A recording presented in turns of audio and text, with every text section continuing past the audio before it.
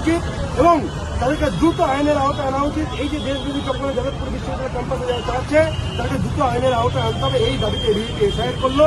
এবং আমরা এনআইএ তদন্ত চাইছি, যাদবপুর বিশ্ববিদ্যালয় ক্যাম্পাসের ভেতরে এনআইএ সমমতো মামলা রুজু করুক এবং ক্যাম্পাসের ভেতরে ঢুকুক, কারণ যাদবপুরের সাধারণ ছাত্ররা চায় না যাদবপুর বিশ্ববিদ্যালয় ক্যাম্পাসের ভেতরে কোনো দেশ বিরোধী গতিবিধি হোক। আমরা এদেরকে ঠিক জায়গায় এনআইএর এদের ঠিক ট্রিটমেন্ট এদের জন্য প্রয়োজন আছে।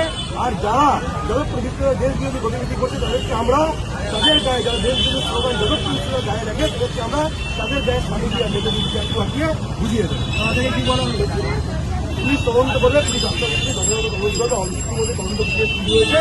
আমরা এনআইএ তদন্তের জন্য দাবি করি।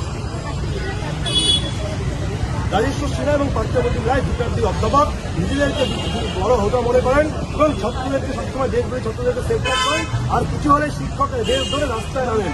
এরা আমাদের টিএমসিপি, আপনারা ভাববেন না যে আমরা ওই মূর্খের মতো লড়াই করবো। আপনারা আসল সমস্যার মূল দুটা, এখানকার আসল সমস্যার মূল দুটার বিরুদ্ধে আমাদের বক্তব্য। Subhabrata central working committee member ABVP এবং থানায় থানায় তাদের বিরুদ্ধে এফআইআর হবে।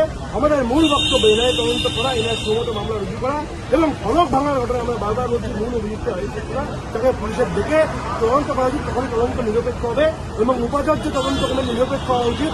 উচ্চশিক্ষা দপ্তর কর্তৃক মনিটরিং তদন্ত কমিটি করা উচিত। বিশ্ববিদ্যালয় তদন্ত কমিটিতে এবিভিপি